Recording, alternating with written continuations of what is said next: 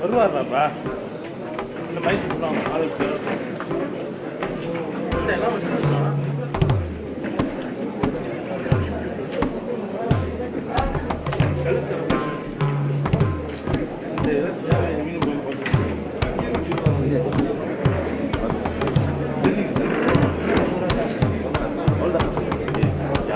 அவங்க பேசுவாங்க எனக்கு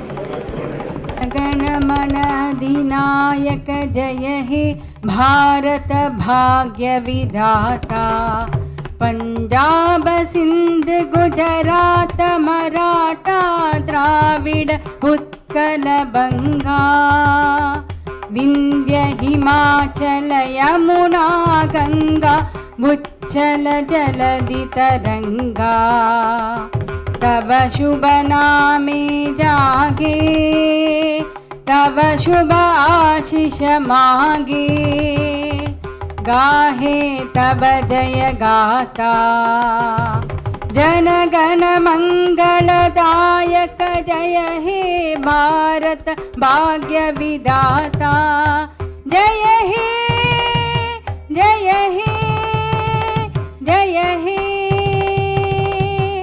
जय जय जय जय हे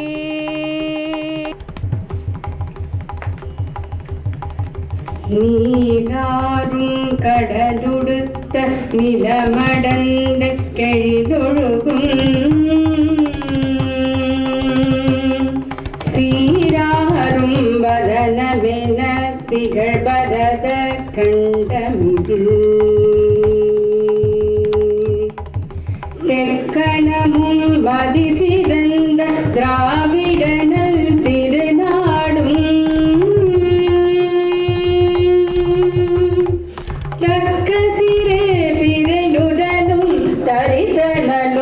திலகமுமே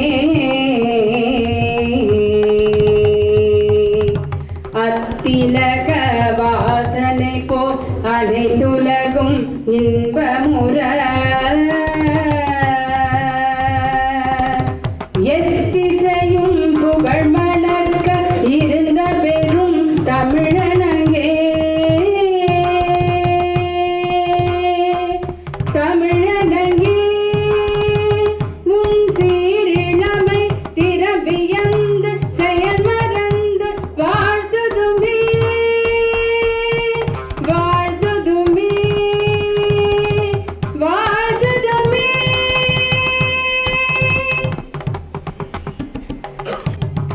எங்கள் பாரத நாடு நல்ல நாடு எங்கள் பாரத நாடு பாருக்குள்ளே நல்ல நாடு ஞானத்திலே பரமானத்திலே உயர் மானத்திலே அன்னதானத்திலே தானத்திலே கவிதையிலே உயர்நாடு எங்கள் பாரத நாடு வீரத்திலே படை வீரத்திலே நெஞ்சிலீரத்திலே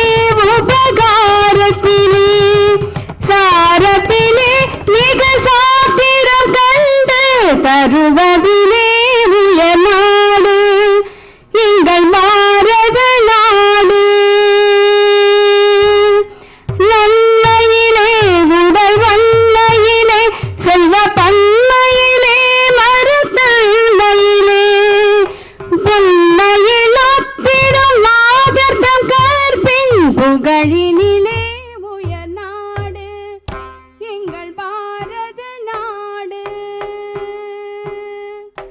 ஆக்கத்திலே தொழில் ஊக்கத்திலே உயர்வீக்கத்திலே உயர் நோக்கத்திலே சாரத்திலே மிக சாத்திரம் தந்து கடலினிலே உயர் நாடு எங்கள் பாரத நாடு.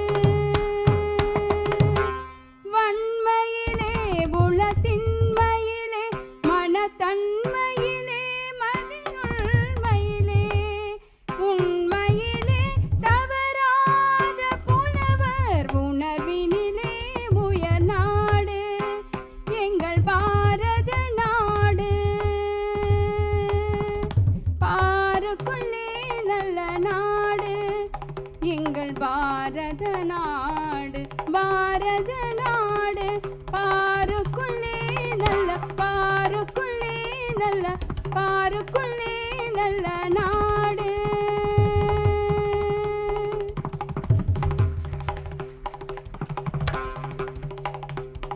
நண்பர்களே, மாண்புமிகு தமிழ்நாடு ஆளுநர் ஆர் என் ரவி அவர்களும் முக்கிய விருந்தினர்களும் குத்து விளக்கினை ஏற்றி வைத்து விழாவிற்கு ஒளியேற்றி வைக்கின்றார்கள். முதலில் மாண்புமிகு தமிழ்நாடு ஆளுநர் அவர்கள். மாண்புமிகு ஆளுநர் அவர்களின் துணைவியார் அவர்கள், ஆளுநர் அவர்களின் முதன்மை செயலாளர், என்வாயன்மெண்டல் ஃபவுண்டேஷனின் தலைவர் அருண் கிருஷ்ணமூர்த்தி அவர்கள், ஆசிரியர் ஹேமலதா அவர்கள். தயவு செய்து வந்து குத்து விளக்கினை ஏற்றி வைத்து இந்த 100வது பகுதி சிறப்பு மனதின் குரலை சிறப்பிக்குமாறு தாழ்மையோடு கேட்டுக்கொள்கிறோம்.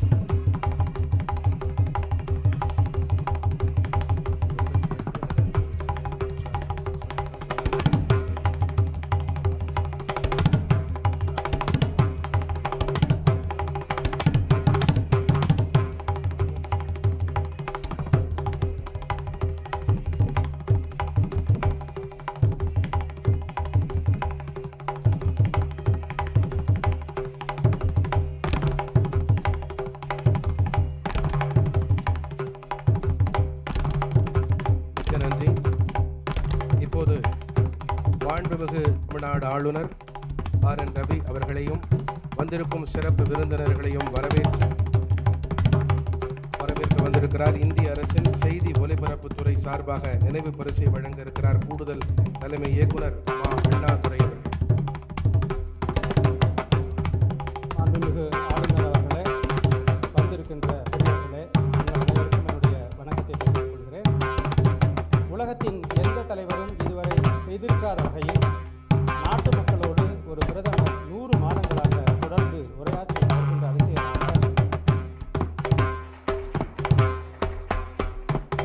நமது பிரதமர் திரு நரேந்திர மோடி அவர்கள் 100வது மனதின் குரல் நிகழ்ச்சியில் நாட்டு மக்களிடையே உரையாற்றி முடித்து சாதனை படைத்திருக்கிறார்.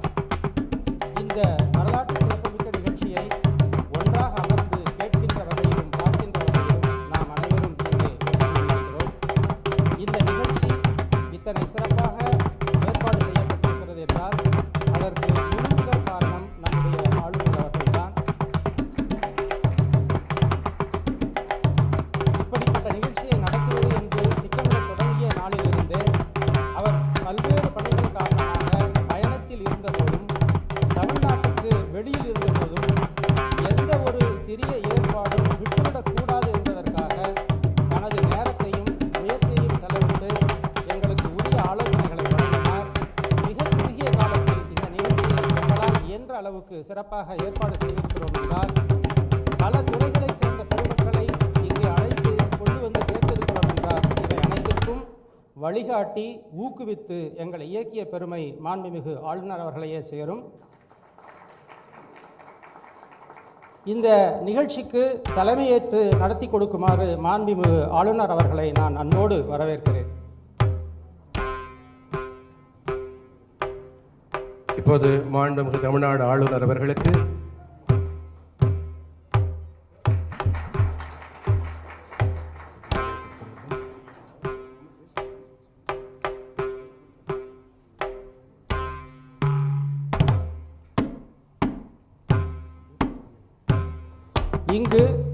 இன்று இந்த அவையில் பல்வேறு துறைகளில் மிக பெரும் சாதனைகளை படைத்த ஆண்டோர் பெருமக்கள் பலர் வந்திருக்கிறார்கள். அவர்களில் பலரது உழைப்பு அளப்பரியது என்றாலும் குடத்திலிட்ட விளக்காக இருந்து வந்தது. ஆனால் கடந்த கால மனதின் குரல் நிகழ்ச்சியில் பிரதமர் அவர்களால் குறிப்பிட்டு பேசப்பட்ட பிறகு இன்று அவர்கள் நாடெங்கும் உலகெங்கும் அறியப்பட்டவர்களாக போற்றப்படுபவர்களாக திகழ்கிறார்கள். அப்படிப்பட்ட பெருமக்கள் இங்கே முன்வரிசையில் அமர்ந்திருக்கிறார்கள். நமது நாட்டின் மிக உயரிய விருதான பத்ம விருதை பெற்ற ஆண்டோர்களும் இங்கே வந்து அமர்ந்திருக்கிறார்கள். கடினமான சூழ்நிலைகளிலும் பல தியாகங்களை செய்து நாட்டின் பாதுகாப்பு பணியில் ஈடுபட்டு உழைத்து பணி நிறைவு ஆற்றிய பெரியோர்களும் இங்கே வந்திருக்கிறார்கள். பல்துறை அறிஞர்கள், கல்வியாளர்கள் தங்களது தன்னலமற்ற தொண்டால் நாட்டு மக்களின் வாழ்க்கையில் மாற்றங்களை செய்து கொண்டிருக்கும் பெருமக்கள் இங்கே வந்திருக்கிறார்கள். உரிய ஊதியமே கிடைக்காத போதும் அயராமல் உழைத்து உலகுக்கு சோறூட்டி கொண்டிருக்கும் விவசாயிகள் வந்திருக்கிறார்கள். இசைத்துறை, திரைத்துறை பிரபலங்கள் பலரும் வந்திருக்கிறார்கள். விளையாட்டு, கலை இலக்கிய துறைகளில் சாதனை படைத்த பலர் வந்திருக்கிறார்கள். பல்வேறு அரசு துறைகளில் பணியாற்றி நிறைவு செய்த மூத்த அதிகாரிகள் வந்திருக்கிறார்கள். ஊடகம் உள்ளிட்ட பல்வேறு துறைகளில் குறிப்பிடத்தக்க சாதனை படைத்த தொழில் வர்த்தகம் சார்ந்த பெருமக்கள் வந்திருக்கிறார்கள். ஒரு அரங்கத்தில் நடைபெறும் இதை போன்றதொரு நிகழ்ச்சியை உலகத்தின் மூளை முடுக்கில் எங்கிருந்தாலும் தொலைதூரத்தில் இருக்கின்ற மக்களுக்கும் கொண்டு சேர்க்கும் வகையிலே பணியாற்றி கொண்டிருக்கின்ற ஊடக நண்பர்கள் இங்கே வந்திருக்கிறார்கள். தமிழகத்தின் முன்னணி ஆன்றோர் பெருமக்கள் அனைவரும் இங்கு கூடியிருக்கின்ற இந்த நேரத்தில் உங்கள் ஒவ்வொருவரையும் பெயர் சொல்லி பாராட்டி வரவேற்க வேண்டும் என்பதுதான் முறை என்றாலும் கூட அதற்கு உரிய கால அவகாசம் இல்லாத காரணத்தால் நான் உண்மையிலேயே வருத்தப்படுகிறேன். அதற்காக என்னை பொறுத்துக் கொள்ள வேண்டும் என்று கேட்டுக்கொண்டு உங்கள் அனைவரையும் நான் இருகரம் கூப்பி வரவேற்கிறேன். மத்திய அரசின் செய்தி ஒலிபரப்புத் துறையின் கீழ் செயல்பட்டு வருகின்ற சென்னை வானொலி நிலையம், பொதிகை தொலைக்காட்சி நிலையம், பத்திரிகை தகவல் அலுவலகம், மண்டல மக்கள் தொடர்பகம் உள்ளிட்ட அலுவலகங்களில் பணியாற்றும் நண்பர்களும், குறிப்பாக சற்று முன் நாம் கேட்ட பிரதமரின் குரலாகவே தமிழில் ஒழித்து கொண்டிருக்கும் குரலுக்கு சொந்தக்காரரான சுதர்சன் அவர்களும்,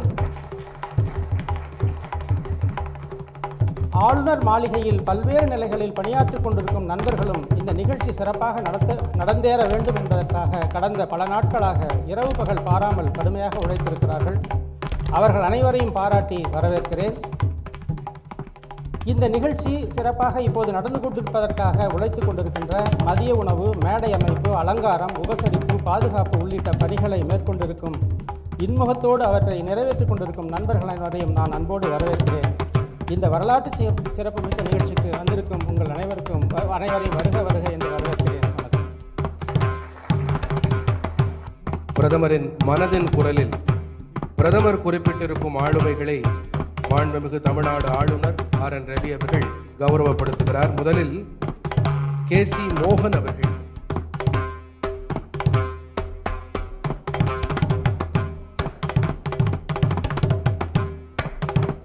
KC மோகன் அவர்கள் வருமாறு தாழ்மையோடு கேட்டுக்கொள்கிறோம். KC மோகன் அவர்கள்.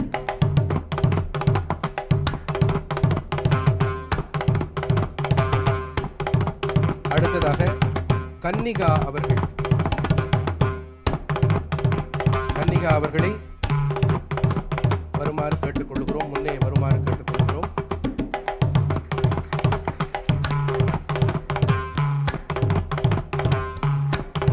அடுத்ததாக கருப்பையா அவர்கள்.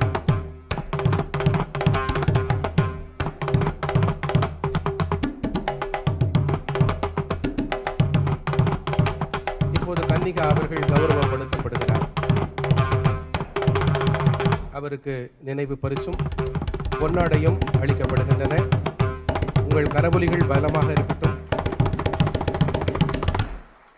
நன்றி. அடுத்ததாக கருப்பையா அவர்கள், இவருக்கும் நினைவு பரிசு சால்வை போர்த்தப்படுகிறது. அடுத்ததாக டி. ஸ்ரீனிவாசாச்சாரியா சுவாமி அவர்கள். ஸ்ரீனிவாசாச்சாரியா சுவாமி அவர்கள் மிகவும் மூத்தவர். 94 ஆண்டுகள் நிரம்பிய எழுத்தாளர். இந்த வயதிலும் ஊக்கம் குறையாத மனமுடையவர்.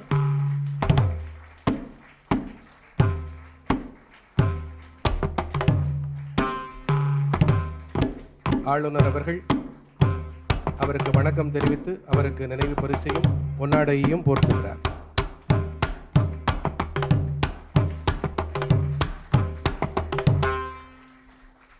மிகவும் இனிமையான தருணம் இது.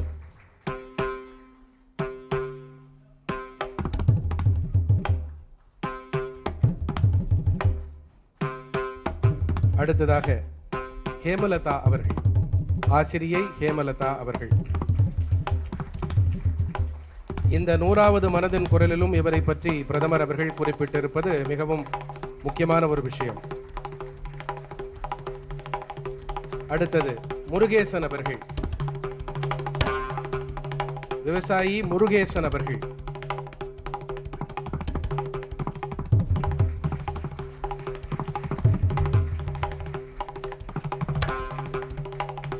பொன்னாடை போர்த்தி மாண்புமிகு ஆளுநர் அவர்கள் இவரை சிறப்பிக்கிறார்.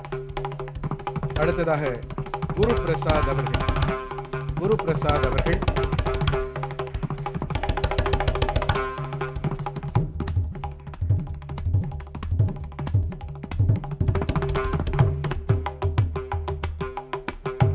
பொன்னாடை போர்த்தப்படுகிறது. அடுத்ததாக ராதிகா சாஸ்திரி அவர்கள், ராதிகா சாஸ்திரி அவர்கள்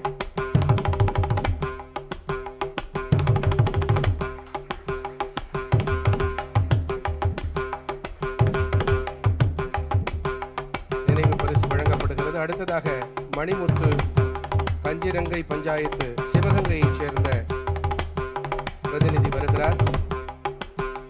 கஞ்சிரங்கை பஞ்சாயத்து சிவகங்கை, காஞ்சிரங்கை.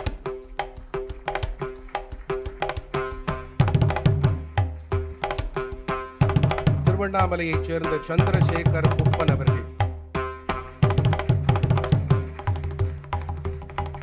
சந்திரசேகர் குப்பன் ஐயா அவர்களுக்கு நினைவு பரிசும் பொன்னாடையும் அளிக்கப்படுகின்றது.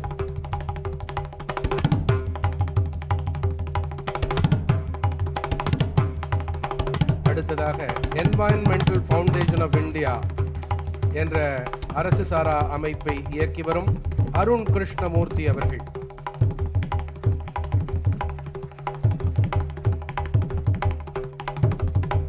நினைவு பரிசும் பொன்னாடையும் அளிக்கப்படுகின்றது. அடுத்ததாக யு நாகமணி அவர்கள், யு நாகமணி அவர்கள் மேண்டலின் இசை கலைஞர் யு நாகமணி அவர்கள்.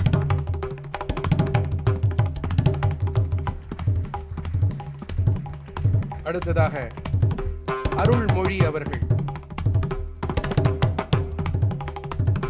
நாகமணி அவர்களுக்கு நினைவு பரிசு வழங்கப்படுகிறது. அருள்மொழி அவர்கள்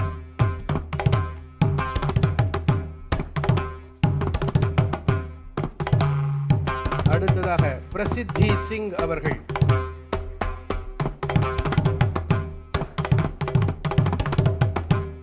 மகாராஷ்டிரத்தைச் சேர்ந்த பிரசித்தி சிங் அவர்கள்.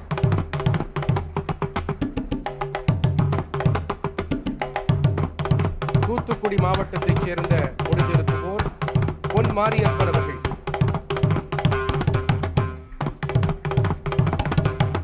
நூலகம் வைத்து மக்களுக்கு கல்வி ஒளியேற்றும் பொன் மாரியப்பன் அவர்கள். புதுச்சேரியைச்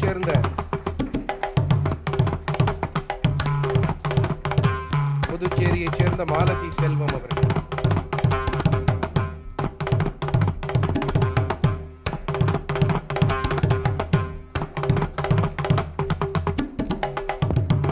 சுபஸ்ரீ விஜய் அவர்கள்.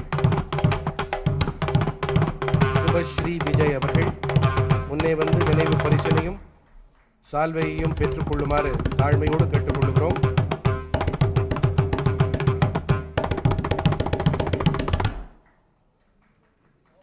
அடுத்து வருகிறார்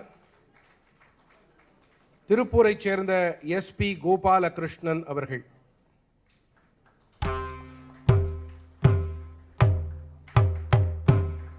நீங்கள் அளிக்கும் கரவொலிகள் அவர்களுக்கு ஊக்கம் அளிக்கிறதோ இல்லையோ, உங்களுக்கு இது ஊக்கிகளாக இருக்க வேண்டும். நன்றி நன்றி நண்பர்களே. லெப்டினன்ட் கர்னல் துவாரகீஷ் அவர்கள். மிக பெரும் சாதனை படைத்திருக்கும் லெப்டினன்ட் கர்னல் துவாரகீஷ் அவர்கள் முழுமையான மாற்றுத்திறனாளியாக இருந்தும் கூட இன்றும் ராணுவ சேவையில் ஈடுபட்டு வரும் லெப்டினன்ட் கர்னல் துவாரகீஷ் அவர்கள்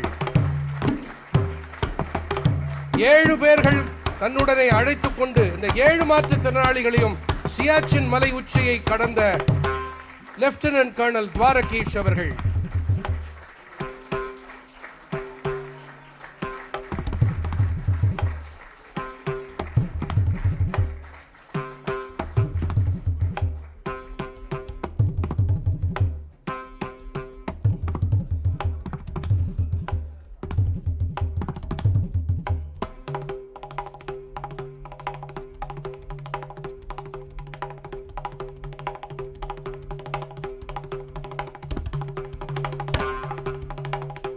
மிக்க நன்றி நண்பர்களே. வேலுச்சாமி அவர்கள், குருசாமி அவர்கள் இந்த விவசாய பெருமக்கள் விவசாயம் சார் பொருட்களை மாண்புமிகு ஆளுநரிடம் அளிக்க இருக்கின்றார்கள்.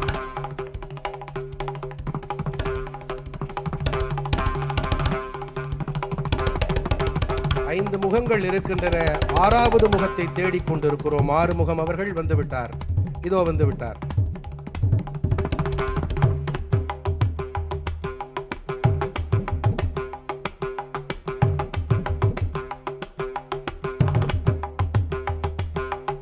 விவசாய சாகுபடி பொருட்கள் அளிக்கப்படுகின்றன. ஆளுநரை அவர்கள்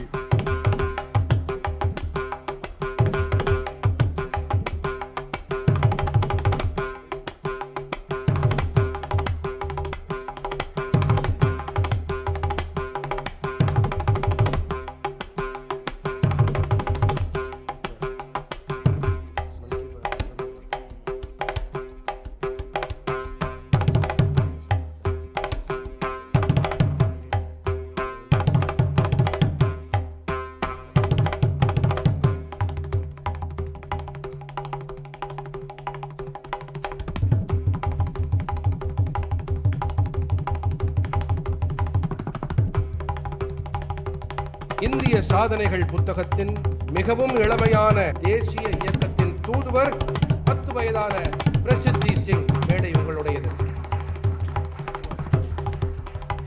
Thank you so much for that generous introduction. Greetings, namaste and vanakkam. I am Prasiddhi Singh, founder of Prasiddhi Forest Foundation. I am an environmentalist and social entrepreneur. I've planted 1 lakh trees.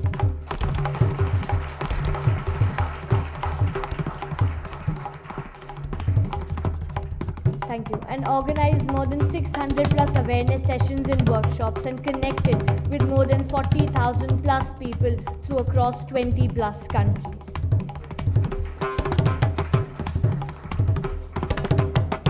I'm Prime Minister National Child Awardee, Brand Ambassador of Save Girl Child, Educate Girl Child Literacy Campaign and Child Ambassador of Green Tamil Nadu Mission. From always, I have been inspired from nature, and my planting journey started when I was 4 years of age. Right now I'm 10, and it has been 6 years of me doing plantations and environmental projects. Today, I'd like to share about one of my major 2 missions.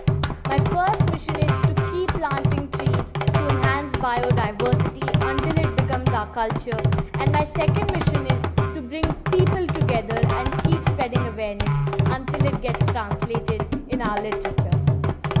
During this journey of mine, our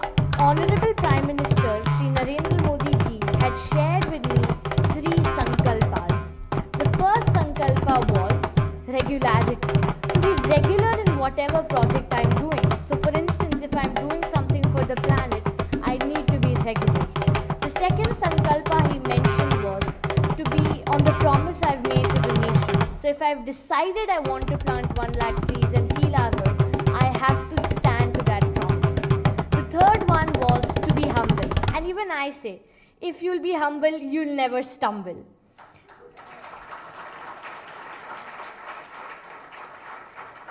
This journey of mine has included the Prasiddhi Forest movement, where several people are involved, from students of all age to villagers, farmers, corporates, groups, companies, and even the government officials. And I would like to take this opportunity to thank the entire government of Tamil Nadu, because when I achieved my target of planting 1 lakh trees, I was also appointed as the child ambassador of the Green Tamil Nadu mission and featured in the National Geographic. So I'd like to say that it is important we all join hands together, because we might be aware about the big goal we have of becoming net zero by 2070. And there are some numbers that prove that we are not going on the right path, such as there will be more plastic in the sea than fish by 2050, or else all the forests will be gone from the globe by 2100, or 1 in 4 children will be living in areas with extreme water shortages by 2040. But just by saying this, it's not going to solve. We all need to join hands together, because I believe that as we go in this Amrit Kal, it has been 75 years of independence that we've always been blaming. It is time that we join hands together and build an impact. And this is what I wanted to share with all of you. And I'd like to tell that the world is facing unprecedented challenges, and humanity is faced with a choice to go on an unsustainable trajectory or to stop, listen and learn from nature. So speaking of Mother Nature, I would like to conclude by thanking our Honorable Prime Minister and our Honorable Governor Ji, and also show respect to our soil by saying Unava Kadugali Amaipum, Iyarkai Vagai Vivasayam Seivum, Man Valam Kappum.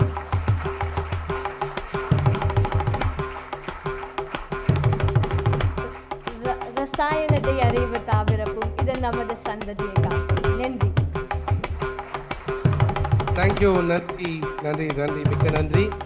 அதாவது பொதுவாக நாம் திரு பிரதமர் Modiji, governor M Ravi sir, எல்லோருக்கும் எல்லா ஒஃபிஷியல்ஸுக்கும் என்னுடைய வணக்கம். எனக்கு ரொம்ப சந்தோஷம் இந்த மனதின் குரல் இந்த 100வது பகுதியில் கலந்துக்கிறதுக்கு ஒரு வாய்ப்பு கிடைச்சது. ரொம்ப சந்தோஷம். எனக்கு பிறவியிலே பார்வை இல்லை என்றாலும் எனக்கு மோடிஜியை நேரில் சந்திச்சு ஒரு பிக் ஹேண்ட் கொடுக்கணும்னு ஆசையாக இருக்கேன். வைக்கம் சத்தியாகிரகம் ரொம்ப புகழ்பெற்றது. அப்போது ഞാനൊരു தேசபக்தி பாடல் ஹிந்தியில் பாடியிருக்கேன் மோடிஜிக்கு ஆக. அப்போ அது அந்த அயோத்தியா ஹிருதயம் என்ற பேர். அப்போ அந்த கானம் கம்போஸ் பண்ணியது famous music director and lyricist Shri Alleppey Ranganath sir മലയാളത്തിൽ റിട്ടേൺ பண்ணி அதுக்கப்புறம் ஹிந்தியில் டிரான்ஸ்லேட் பண்ணியது Hindi professor N Sasikumar sir, Kanakkari in Kerala. അപ്പോൾ മോഡിജിക്കാக ஒரு பாடல் ஒரு 4 வரியாவது பாடணும்னு ஆசையாக இருக்கேன். அப்போ அது பாட போகிறேன். பாடட்டுமா?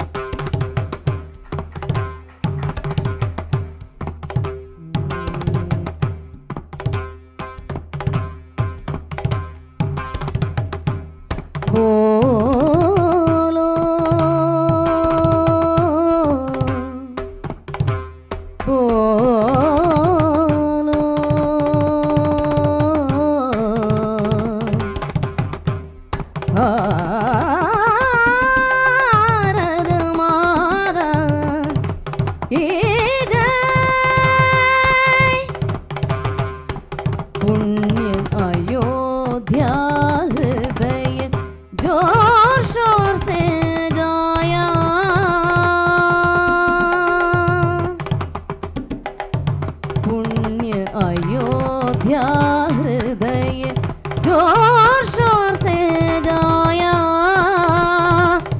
वंदे मातरम वंदे मातरम वंदे मातरम वंदे मातरम अचल हिमालय ऊंचे ऊंचे अचल हिमालय ऊंचे ऊंचे स्वर में गाया वंदे मातरम हिंद महासागर लहरे गरज गरज कर गाई हिंद महासागर लहरे गरज गरज कर गाई जन जन मानस इज्जत से इडलाते गाए जन जन मानस इज्जत से इडलाते गाए वंदे मातरम वंदे मातरम वंदे मातरम நன்றி வணக்கம் ஜெய் ஹிந்த்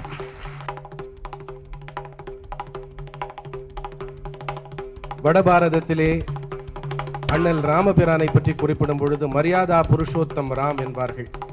அந்த ராமனை பற்றிய ஒரு பாடலை எல்லோருக்கும் நன்றி.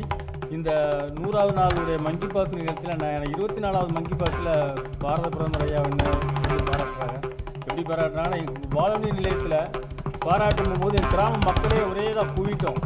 குவிஞ்சி எங்கள் ஊரில் சின்ன கிராமம், ஒரு சின்ன கிராமத்தில் நாங்கள் வசிக்கிறோம். அங்கே குவிஞ்சி அவங்க என்னை பாராட்டுறதை பார்த்துட்டு எங்கள் கிராம மக்களே ஒரு பாரத பிரதமர், இந்தியாவுடைய பிரதமரே ஒரு சின்ன குக்கிராமத்தில் நடந்துக்கிட்டு இருக்க ஒரு சின்ன விஷயத்தை பற்றி தெரிஞ்சு நம்மளுக்கு பாராட்டுறாங்கன்னா, அப்போ இப்படி ஒரு பிரதமர் நம்ம நாட்டுக்கு அவசியம் தேவை என்றதை கருத்தில் கொண்டு அவருடைய பணி இந்தியாவோட நகரத்தை மட்டும் பார்க்காம கிராமத்தையும் பார்க்குறாருன்னு சொல்லி நான் உரைய ஆரம்பிக்கிறேன். நான் ஒரு விவசாய குடும்பத்தில் பிறந்தவன். எங்கள் விவசாயத்தில் நஷ்டம் வந்துக்கிட்டு இருக்கு. அதனால் எங்கள் விவசாய கழிவு வாழனார நிலத்தில் போட்டு நெருப்பு வச்சுக்கிட்டே இருந்தாங்க. எல்லா விவசாயம் நெருப்பு வைக்கிறாங்க, குளத்துல அள்ளி போட்டுக்கிட்டு இருந்தாங்க. இதை நான் இந்தியாவிலே 2010 இதுலேருந்து நம்ம ஏதாவது ஒரு ப்ராடக்ட் பண்ணணும்னு சொல்லி அதுலேருந்து ரோப்பு மாதிரி திரிக்கிறதுக்கு ஒரு மிஷின் நானே கண்டுபிடிச்சேன். அந்த ரோப் திரிக்கிற மிஷின் கண்டுபிடிச்சி அதுலேருந்து ஒரு பேக்கு, மேட்டு இதெல்லாம் பண்ணணும். கிராமத்தில் என்ன கேள்விக்கிட்டெல்லாம் பண்ணாங்க. ஒரு சாதாரண வாழை நார் வேஸ்ட்டாக கிழக்கிறத போய் சுற்றிக்கிட்டு ஆள் வச்சு இதெல்லாம் பண்ணிக்கிட்டு இருக்காண்டுவாங்க. நான் ஒரு சின்ன கிராமத்தில் என்ன மாட்டு கூட்டத்தில் ஆரம்பித்தேன். மாடு பகலில் மேய போயிடும். அந்த மாட்டு கூட்டத்தில் சின்ன சின்ன வயசானவங்களை வச்சு இந்த ஆரம்பித்தேன். அப்போ நிறையா எனக்கு எதிர்ப்பு இருந்துச்சு. இருந்தாலும் நான் மீறி இதை பண்ணி இன்றைக்கி நான் 400 பெண்களுக்கு வேலை வாய்ப்பு கொடுத்துருக்கோம். ஒரு 5 கண்ட்ரிக்கு ஏற்றுமதி ஆகிட்டு இருக்கு. இந்த 400 பேருக்குமே மினிஸ்டர் ஆஃப் டெக்ஸ்டைல், மத்திய அரசினுடைய நலத்திட்டமான மினிஸ்டர் ஆஃப் டெக்ஸ்டைல் ஹேண்டிகிராஃப்ட் ஆஃபீஸில் ஆர்டிசன் கார்டு வாங்கி கொடுத்து இந்த 400 பெண்கள், கிராம பெண்களுக்கும் அவங்களுக்குள்ள அந்த மத்திய அரசினுடைய சலுகைகளை வாங்கி கொடுத்துட்ருக்கோம். அவங்களுக்கு கொடுக்க சலுகை அந்த ஹேண்டிகிராஃப்ட் கைவினை கலைஞருக்கான அடையாள அட்டை வாங்கி கொடுத்து பண்ணிக்கிட்டு இருக்கோம். இப்போ கிட்டத்தட்ட ஒரு 5-6 கண்ட்ரி போய்கிட்டு இருக்கு. இப்போ இந்த ப்ராடக்ட் கண்டுபிடிச்சதுனால எங்கள் வாழை விவசாயிகளுக்கும் ஒரு கழிவுலேருந்து ஒரு 5000 ரூபா எக்ஸ்ட்ரா கிடைக்குது. எங்கள் பகுதியில் இருக்க மக்கள், கிராம மக்களுக்கு நிரந்தர வேலை வாய்ப்பு கிடைச்சிருக்கு. எங்கள் கிராமத்தில் 3 மாதம் தான் விவசாய வேலை இருக்கும். பாக்கி நாள் பூராமே அவங்க டவுனை தேடி வேலைக்கு போவாங்க. குழந்தை குட்டி எல்லாத்தையும் வீட்டில் விட்டுட்டு போவாங்க. அது குழந்தைகள்லாம் சாப்பாடு இல்லாமல் மத்தியானத்தில் அழுதுட்டு இருக்கும். அதுக்கு சூழ்நிலை இல்லை கிராமத்தில். இப்போ நான் அங்கேயே கம்பெனி ஆரம்பித்து அங்கேயே வேலை கொடுத்ததுனால எல்லா மக்களுமே, எல்லா தரப்பு மக்களுமே ஹாப்பியாக வேலை பார்த்துக்கிறாங்க, குழந்தைய பார்த்துக்கிறாங்க, ஸ்கூலுக்கு அனுப்பிக்கிறாங்க. 5 மணிக்கு மேலே வீட்டில் போய் சமையல் போயிடுறாங்க. நிரந்தர வேலை வாய்ப்பு கிடைக்குது அவங்களுக்கு கிடைச்சதுனால. இப்போ இந்த பொருள் கண்டுபிடிச்சதுனால அவங்களுக்கும் ஒரு நிரந்தர வேலை வாய்ப்பு கிடைச்சிச்சு. இது ஒரு எக்ஸ்போர்ட் பொருளாக இருக்குது. அதனால் நாட்டுக்கும் சிஎஸ்டி அண்ட் அந்நிய செலாவணி கிடைக்குது. எனக்கும் திருப்தியான வருமானம் இருக்குது. இது இதுக்காக நான் ஒரு 5 மாடல் மிஷின் நானே கண்டுபிடிச்சு இதுக்கான பேட்டர்ன் ரைட்டிங் படிச்சிருக்கேன். இதுக்காக எனக்கு இப்போ president award, former scientist award கிடச்சிச்சு.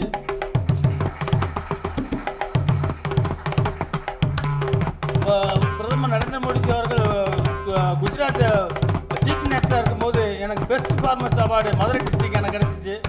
அதையும் நான் அவர் கையில் அவர் முதலமைச்சராக இருக்கப்போவே எனக்கு அவார்டு கிடச்சிச்சு. இப்போ அந்த மாதிரி சூழ்நிலையில் அவருக்கு பாராட்டின பின்னாடி, மன் கி பாத்தில் என்னை பாராட்டின பின்னாடி நிறைய நாட்டிலேருந்து தொடர்பு கிடைக்கிது, நிறைய மக்கள் கிடைக்கிறாங்க. எனக்கு நிறைய இப்போ அதிகமான வியாபாரம் நடந்துக்கிட்டு இருக்கு, தொழில். இது போக நான் இந்தியாவில் ஒரு 8 மாநிலத்துக்கு நானே ட்ரைனிங் கொடுத்துருக்கேன்.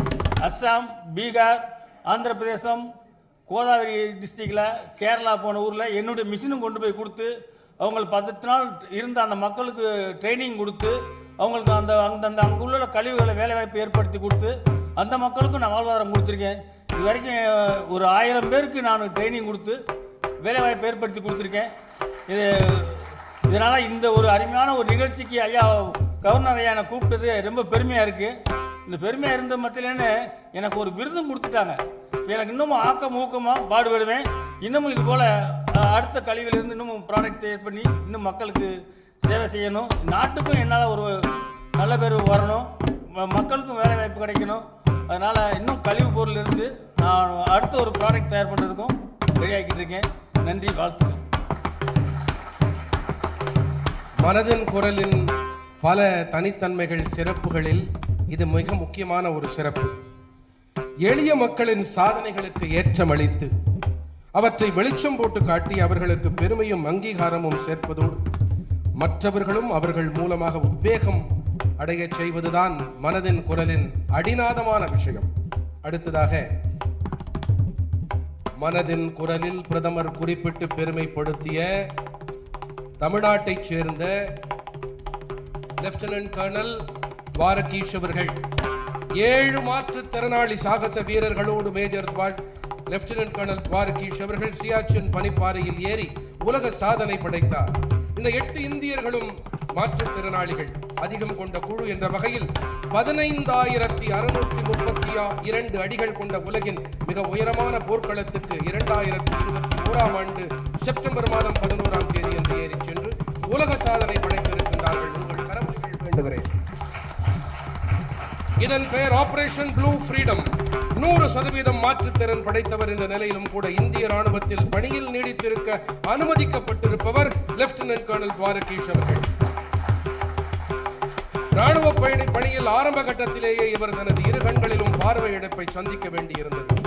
இவரது மந்திர சொற்கள், நான் ஒரு படை வீரன், எப்போதுமே நான் ஒரு போர் வீரனாகவே இருப்பேன், தோல்வி என்ற ஒன்றை உங்கள் மனது ஏற்றுக்கொள்ளாத வரையில் தோல்வி என்பதே கிடையாது. இதுதான் இவரது மந்திர சொற்கள்.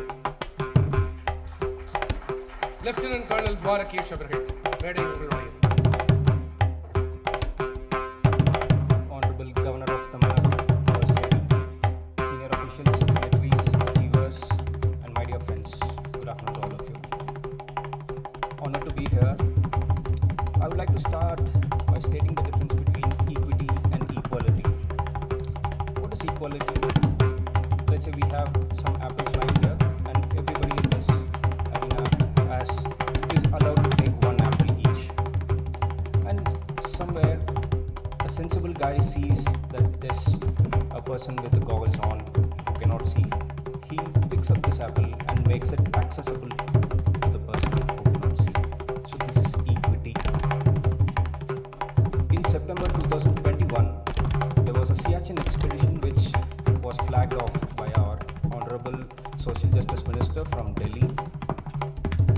The aim was to take persons with disability to the world's highest battlefield.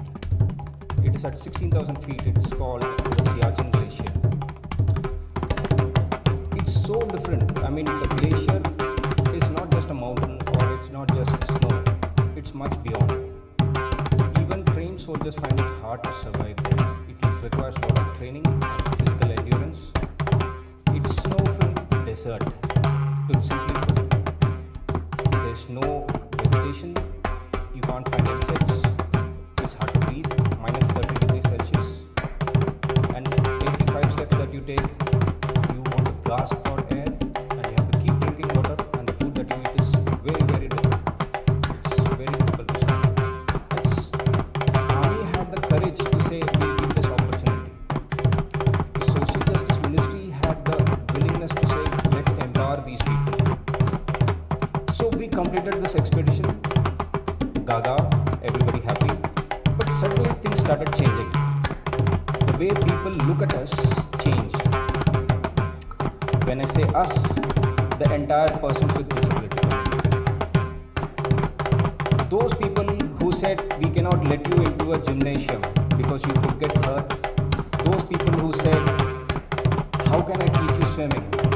Because you can't see. I don't know how to teach you. Everybody started welcoming us. In fact, Army Paralympic Node, which is in Pune, gave me an opportunity to undergo training for swimming. 18 months later, I participated in 2 national competitions. I have 4 national medals in swimming by my name. I hold the national record for breaststroke today. What's the difference? Siachen was always there. People like us who wanted to work hard, who wanted to prove our mettle were always there.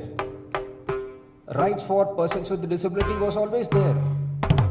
And people willing to work hard were always there. But what we lacked was the opportunity, the spotlight, the limelight, which was given by the system. Why do we need blind IFS officers? Why do we need a visually impaired High Court judge? Because these are the synergy drivers who change the perception of people. And I aspire to be one of them. So long as I'm in the system, I wish to be in policy interventions. I'll keep working hard and I'll bridge the gap between this community and the community which wants to work along with them. Thanks to the government, thanks to everybody who has been listening to us patiently, thanks to every single hand that holds me to move farther and higher. Thank you very much. Jai Hind. வணக்கம், என் பேர் மாசி, சென்னேரி கிராமம், செங்கல்பட்டு மாவட்டம். நான் பாம்பு பிடிக்கிற தொழில் எங்கள் அப்பா அம்மா காலத்துலேருந்து பிடிப்பாங்க, பாரம்பரிய தொழில். என் பாரம்பரிய தொழிலை வச்சு இன்றைக்கி நான் அமெரிக்கா, தாய்லாந்து இங்கெல்லாம் போய் பாம்பு பிடிச்சேன்.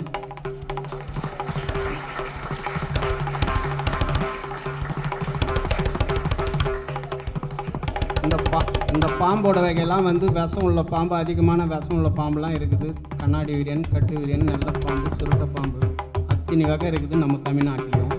அத்தனை பாம்பையும் எங்களுக்கு வீரம் பயங்கரமாக அதை பிடிக்கணுன்ற ஆசை. நம்ம மக்களுக்கு, அடுத்தவங்களுக்கு எந்த ஒரு குறையும் வரக்கூடாது, அவங்களுக்கு ஆபத்து வரக்கூடாதுன்னு நாங்கள் வயல் காட்டில் போய் பாம்பு பிடிக்கிற பழக்கம் எங்களுக்கு பாரம்பரியாக எங்களுக்கு தொடர்ந்து வந்தது.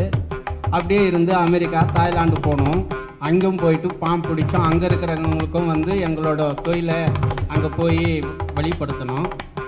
அங்கே எல்லாமே மலை பாம்பு, பெரிய பாம்பு 31 பாம்பு பிடிச்சோம். அந்த 31 பாம்பு பிடிச்சி நாங்கள் அதுக்கப்புறம் தமிழ்நாட்டுக்கு வந்தோம். தமிழ்நாட்டில் இருக்கிறவங்க எல்லாம் எங்களுக்கு பாராட்டுகள் எல்லாமே வச்சாங்க. எங்கள் ஆளுநர் ஐயாவுக்கு அவருக்கு ஒரு வணக்கம், எங்கள் பிரதம மந்திரி ஐயாவுக்கு ஒரு வணக்கம், எங்கள் முதலமைச்சருக்கு ஒரு வணக்கம். எங்கள் இருளர் மக்கள் எந்த மூலையில் இருந்தாலும் இன்றைக்கி கண்டுபிடிச்சி எங்கள் ஆளுநர் ஐயா இந்த மக்களையும் வெளிச்சத்துக்கு எடுத்துன்னு வரணும், இந்த மக்களை அப்படியே விட்டுறக்கூடாது அப்படின்ட்டு அவருக்கு கோடி வணக்கத்தை தெரிவித்து கொள்கிறோம். ஏன்னா நாங்கள்லாம் படிக்க தெரியாதவங்க இருந்தாலும் நாங்கள் பாம்பு பிடிக்கிறதுக்கு மட்டும்தான் வீரராக இருப்போம். அடுத்தவங்க கிட்ட எப்படி பேசணும், எப்படி பழகணுன்றது எங்களுக்கு அப்பா அம்மா படிப்பு சொல்லிக் கொடுக்கலாம். இன்றைக்கி காலத்தில் வேலை வாய்ப்பு கம்மி, எங்களுக்கு துட்டு இருக்காது. அந்த நேரத்தில் எங்களை படிக்க வைக்கல. எனக்கு சின்ன வயசுலேருந்தே பாம்பு பிடிக்கிற தொழில் எங்கள் அப்பா அம்மா கூட ஒரு 10 வயசுலேருந்து தொடங்கினது தான். இன்றைக்கி இந்த பாம்போட தொழில் இன்றைக்கி பத்மாஸ்ரீ விருது கிடச்சிருக்குதுன்னா எங்களோட பெருமையை எங்கள் அப்பா அம்மாவுக்கும், எங்கள் நேரு ஐயாவுக்கும், எங்கள்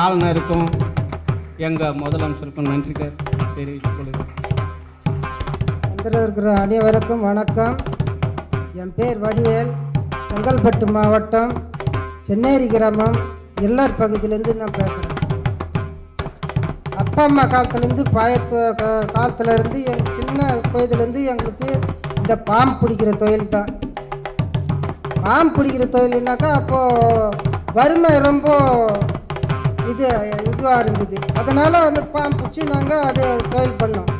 இப்போ அதில் என்ன பண்ணாங்க, ராம்லோஸ் விட்டாக்கார் ஒருத்தர், அவர் இந்த எல்லர் மக்களை ஒன்றா சேர்த்து இது எல்லர் மக்கள் நல்லா இருக்கணும், அவங்க முன்னுக்கு வரணும் அப்படின்னு அவர் சொன்னார்.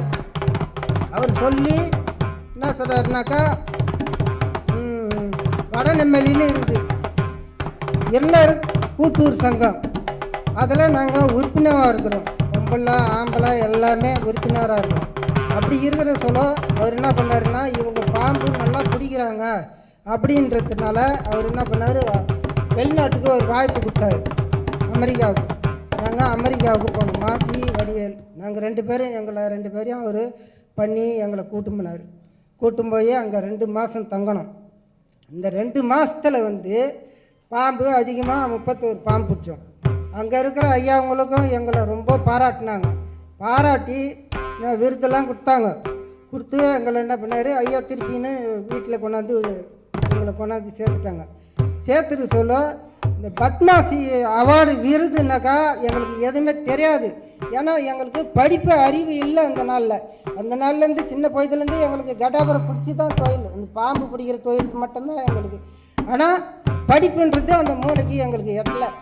அப்படின்றதுனால நாங்கள் நாட்டில் போயிட்டு நாங்கள் பார்த்துக்கின்னு வந்தோம். பார்த்துன்னு வர என்ன பண்ணார், இப்போ பத்மாசி அவார்டு உங்களுக்கு அறிவிச்சிக்கிறாங்க. நாங்கள் பாம்பு பிடிக்கிற தொழிலுக்கு தான் போயிருந்தோம், கம்பெனிக்கு போயிருந்தோம், கரூருக்கு போயிருந்தோம். அங்கே போயிருக்க எங்களுக்கு இந்த அவார்டு கிடச்சிது. இது பண்ணாங்க, அறிவிச்சாங்க. எப்படின்னாக்கா, உங்களுக்கு பத்மாசி அவார்டு கொடுத்துருக்குறாங்க அப்படின்னாங்க. நாங்கள் அமெரிக்கா போக அது போய் எவ்வளோ நாள் ஆகுதுனாக்கா, ஒரு 2017 போனோம். போய் கூட மறந்துட்டோம், நாங்கள் அந்த அமெரிக்கா போனதே மறந்துட்டோம். இப்போ அந்த அவார்டு கிடச்சதுனால எங்களுக்கு ரொம்ப பெருமையாக இருக்குது. ஐயா, நம்ம ஆளுநர் ஐயாவுக்கும், நம்ம கவர்னர் ஐயாவுக்கும், நம்ம குடியரசு அம்மாவுக்கும், நம்ம முதலமைச்சருக்கும் நான் நன்றியை தெரிவித்துக் கொள்கிறேன். இதை இவர்கள் அப்போதைய குடியரசுத் தலைவரிடமிருந்து பெற்றார்கள். ராஜீவ் அவர்கள். போற்றுதலுக்கும் மரியாதைக்கும் உரிய மாண்புமிகு ஆளுநர் அவர்களுக்கும், நிகழ்ச்சியில் கலந்து கொண்டு சிறப்பித்துக் கொண்டிருக்கும் தலைசிறந்த ஆளுமை அவர்களுக்கும் என்னுடைய வணக்கத்தை தெரிவித்துக்கிறேன். என்னுடைய பேர் பார்த்தீங்கன்னா ராஜீவ். டெல்டா மாவட்டத்தில் ஒரு மாவட்டமாக இருக்கக்கூடிய திருவாரூர் மாவட்டத்திலேருந்து வந்திருக்கேன். என்னுடைய பணி என்னென்னா, ஒவ்வொரு வருடமும் தேசிய அளவில் நெல் திருவிழா நடத்தி 15,000க்கும் மேற்பட்ட விவசாயிகளை ஒருங்கிணைந்து அவர்களை இயற்கை விவசாயத்திற்கு மாற்றக்கூடிய வேலைகளையும், கலந்து கொள்ளும் அனைவருக்கும் பாரம்பரிய விதைகளை 2 கிலோ வீதம் இலவசமாக வழங்கி வரும் வேலையையும் தொடர்ந்து செய்து வருகிறோம். இந்த நேரத்தில் ஒருவரை நாம் நினைவுபடுத்த கடமைப்பட்டுள்ளோம். மறைந்த இயற்கை வேளாண் விஞ்ஞானி ஐயா நம்மாழ்வார் அவர்களையும், பாரம்பரிய நெல் ரகங்களை மீட்டெடுத்த ஐயா நெல் ஜெயராமன் அவர்களையும் உங்கள் பரத்த கரவொலியுடன் அவர்களை நினைவு ஏற்படுத்தும். நெல் என்பது வெறும் சொல்லல்ல, நமது பண்பாடு, பாரம்பரியம், கலாச்சாரம் என்று தனது வாழ்நாள் முழுவதும் பாரம்பரிய நெல் ரகங்களை மீட்டெடுத்து நமக்காகவும் நம் எதிர்கால சன்னதிகளுக்காகவும் கொடுத்து வந்த மனிதர்கள் அவர்கள் 2 பேரும். இந்த நேரத்தில் மாண்புமிகு தமிழக ஆளுநர் அவர்களிடம் ஒரு கோரிக்கை வைக்க கடமைப்பட்டுள்ளோம். அவர்களின் பணியை அங்கீகரிக்கும் விதமாக பத்மஸ்ரீ விருதுக்கு அவர்களை பரிந்துரை செய்ய வேண்டும் என்று உங்கள் பரத்த கருவொலி மூலம் மாண்புமிகு ஆளுநர் அவர்களுக்கு இந்த கோரிக்கையை வேண்டுகோளையும் விடுவிக்கிறோம். இன்றைக்கி நமக்கு படிப்பு கிடச்சிரும், தலை சிறந்த மருத்துவ வசதிகள் கிடைச்சிரும், எல்லாமே நமக்கு கிடச்சிரும். ஆனால் உங்களுக்கு கோடி ரூபாய் கொடுத்தா கூட நஞ்சில்லாத உணவு கொடுக்க உழவர்களால் மட்டும்தான் முடியும். அந்த உழவர்களை இந்த நேரத்தில் நம்ம பெருமைப்படும் விதமாக அவங்கள நம்ம மரியாதை செய்யணும். அது மட்டும் இல்லாமல் நம்மளுடைய பாரம்பரிய நெல் ரகங்களில் நமக்கே இன்னும் தெரியாத பொழுது நம்ம எதிர்கால சன்னதிகளுக்கு கொண்டு போய் சேர்க்கக்கூடிய பணியை தொடர்ந்து செஞ்சு இன்றைக்கி அவங்க இறந்துட்டாங்க. ஆனால் அந்த பணியை தொடர்ந்து அவர்களோடு பயணித்த பல முன்னோடி இயற்கை விவசாயிகள் செஞ்சுட்டு வராங்க. ஒரு சில பெயர்களை இந்த இடத்துல பதிவு பண்ணணும்னு ஆசைப்பட்றேன். நம்மளோட விட்டு போன பாரம்பரிய நெல் ரகங்களுடைய பெயர்களை: காட்டு யானம், மாப்பிள்ளை சம்பா, 60ஆம் குருவை, தூயமல்லி, ஆத்திருப்பு செடி, வாசனை ஜீரசம்பா போன்ற 174க்கும் மேற்பட்ட பாரம்பரிய நிலங்கள் நம்மகிட்ட இருந்துச்சு, நம்ம முன்னோர்கள் இருந்துச்சு, பல சிறுதானியங்கள் இருந்துச்சு. இன்றைக்கி அது எல்லாமே நம்மளை விட்டு போயிடுச்சு. ஆனால் இப்போ மீட்டெடுத்து உழவர்கள் இது செஞ்சிட்டு இருக்காங்க. ஆனால் அதை வாங்கி சாப்பிட்றதுக்கான விருப்பமும் விழிப்புணர்வும் உங்கள்கிட்ட இல்லை. இந்த நேரத்தில் கேட்டுக்கொள்கிறது ஒரே ஒன்று தான், தயவு செய்து உழவர்கள் உங்களுக்கு நஞ்சில்லாத உணவு கொடுக்க தயாராக இருக்கிறோம், அதை நீங்கள் வாங்கி சாப்பிடணுங்கிறத கேட்டு இந்த வாய்ப்பு வழங்கிய தமிழக ஆளுநர் அவர்களுக்கு, அதாவது எங்களை போன்ற ஒரு எளியவர்களையும் இந்த மாதிரி ராஜ்பவனில் பேச முடியுங்கிற ஒரு வாய்ப்பை ஏற்படுத்தி கொடுத்த ராஜ்பவனுடைய தமிழக ஆளுநர் அவர்களுக்கு நன்றியை தெரிவித்துக் கொள்கிறோம். வாய்ப்பு வழங்கிய அத்தனை பேருக்கும் நன்றியை கூறி விடைபெறுகிறோம். நன்றி, வணக்கம். நன்றி ராஜீவ் அவர்களே. உழுதுண்டு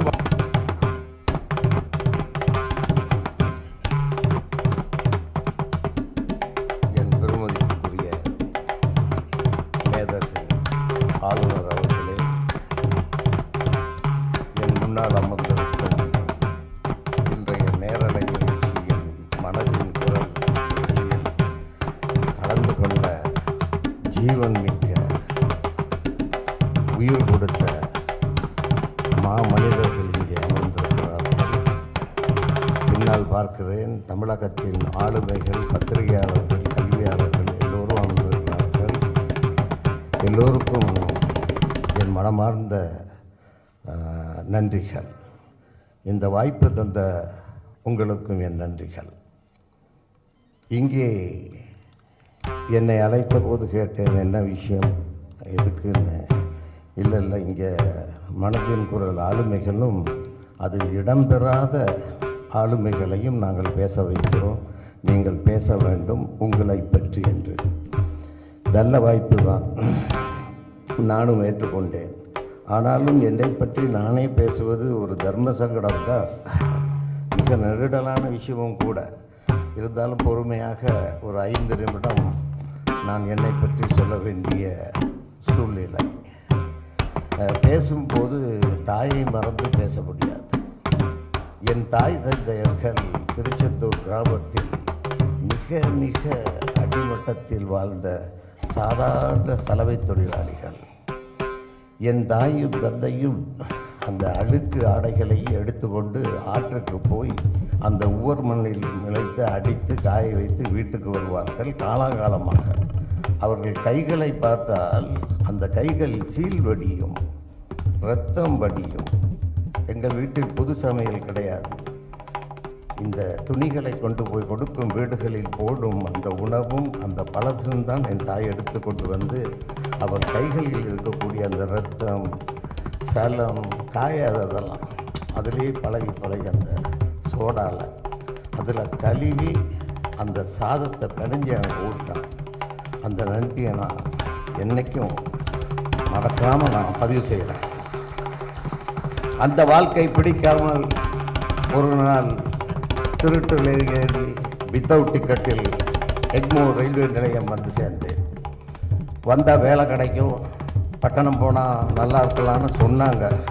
நானும் அதை நம்பி வந்தேன். ஏதாவது ஒன்று கிடைக்காதான்னு. ஆனால் எனக்கு எதுவுமே கிடைக்கல. எல்லா கடைகள், ஹோட்டல்கள் எல்லாத்துலேயும் போய்ட்டு வேலை கேட்டேன், யாரும் தரல. அப்போ தான் தெரிஞ்சு இந்த அறிமுகம் இல்லாதவர்களுக்கு வேலை கொடுக்க மாட்டாங்க, அவங்கவுங்க ஊர்லேருந்து கொண்டுருவாங்க ஆள்களை. நானும் அந்த பட்டியல். இடம் இல்லை, உணவு இல்லை, எக்மோர் ஸ்டேஷன்லேயே படுக்க வேண்டிய நிலமை. வந்த ஒரே வேஷ்டி ஷர்ட்டு. 4 மாத காலம் என்ன நடந்ததுன்னே தெரியாது. ஒரு மனநோயாளியாக நான் வாழ்ந்தேன். பல்லு விளக்கல, குளிக்கல, சாப்பாடு இல்லை. இந்த கல்யாண வீட்டுகளில் மிஞ்சிறதெல்லாம் ஒரு சாக்கில் போட்டு கொண்டு வருவாங்க. அங்கே சிலர் நல்லவர்கள், பிச்சைக்காரர்கள், நல்லவர்கள், நல்ல மனம் கொண்டவர்கள். அவர்கள் அங்கே இருக்கிறவர்களுக்கு அதை உருண்டையாக்கி கொடுப்பாங்க. அதை எல்லாரும் எடுத்து சாப்பிடுவாங்க. நானும் அப்படியான உணவை சாப்பிட்டோம்.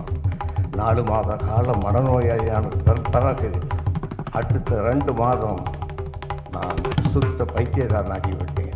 100% பைத்தியக்காரன். தூக்கம் இல்லை, பசி இல்லை. அந்த ஊரை சுற்றி சுற்றி நடக்கிறது, ஸ்டேஷனை சுற்றி. அப்படி ஒரு நாள் தூக்கமும் வராது, ஆனால் படுக்கிறது.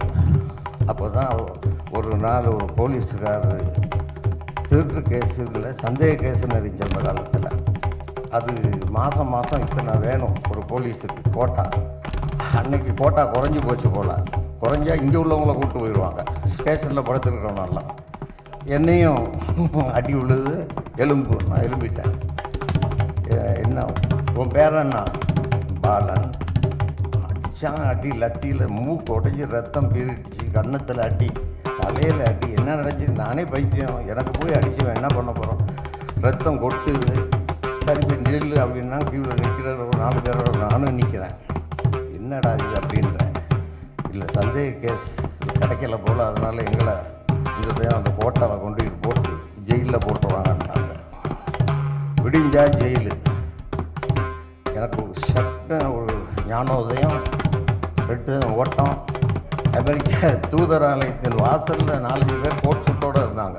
எல்லாம் கோட் சூட்டை படித்தவங்க, ஆனால் விசாக்கு கீழே பிளாட்பாரத்தில் தான் படுத்துருக்கோம்.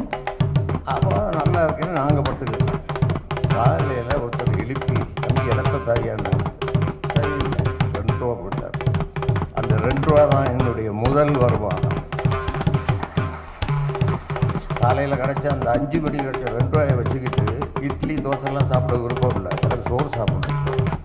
அப்புறம் பார்த்தா எனக்கு மூளை வேலை செய்யும், பைத்தியம் தெளிஞ்சிருக்கு. இவன் அடித்த அடியில் நல்லது நடந்ததுக்கு 2 ரூபா அந்த அளவு சாப்பாட்டுக்காக 11 மணி வரைக்கும் மதுரை முனியாண்டி விலாஸ் வாசலில் பசியோடு காத்துருந்தேன். இந்த 2 ரூபா சாப்பாடை சாப்பிடணும். அந்த 2 ரூபாய்க்கு ஆரம்பித்த பிறகு என் வாழ்க்கையில் அதையே தொழிலாக கொண்டது. வானத்தில் பறக்கும் அத்தனை விமான டிக்கெட்டுகளுக்கும் நான் ஸ்டாட்டிஸ்டாக இருக்கிறேன். 90,000 வங்கிகளில் உலகெங்கும் பணம் கொடுத்தால் என் நிறுவனத்தில் 7 நிமிடத்தில் எத்தனை கோடியாக இருந்தாலும் பெற்றுக்கொள்ளலாம்.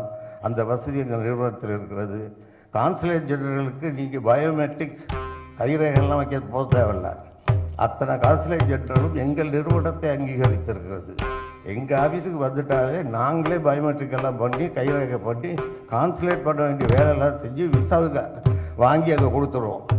அந்த அளவுக்கு எங்கள் நிறுவனம் வளர்ந்துருக்கிறது. அது மட்டுமல்ல, உலகின் முதல் இணைய வானொலி என்னை அறிமுகப்படுத்த சொன்னார். உலகின் முதல் இணைய வானொலி மட்டுமல்ல, இந்தியாவின் முதல் வானொலி இன்டர்நெட் ரேடியோ worldtamilnews.com அதன் நிறுவனர் இந்த VKT.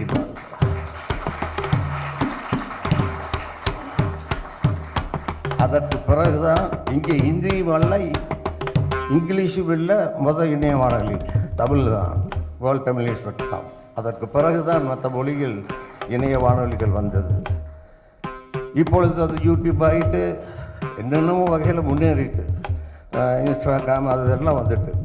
அப்புறம் இன்னொன்று சொல்கிறோம், அதை விம்கா புக் ஆஃப் ரெக்கார்ட் ஒரு இந்திய சாதனையாகவே பதிந்து கொண்டு எனக்கு சான்றிதழ் வழங்கியது. இந்தியாவின் முதல் இணைய வானொலி. அதுக்கு அடுத்த ஒரு விஷயத்தை சொல்லி நான் என் உரையை நிறைவு செய்ய போகிறேன். என் தொழிலில் டிக்கெட் விசா விற்கிறேன்ற நிலைமை மாறி வெளிநாட்டு நண்பர் ஒருவர் கலை நிகழ்ச்சி நடத்தலாமே என்னாங்க. சரி நடத்தலாமே, எனக்கு ஒன்றும் தெரியாது.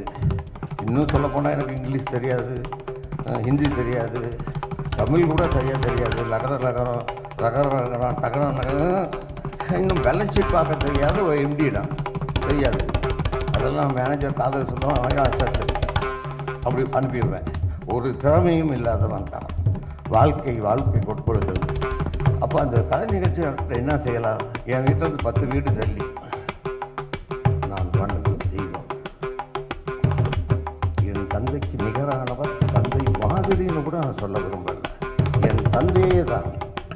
என் தந்தை அமரர் சீர்காழி கோவிந்தராஜன் அவர்கள்.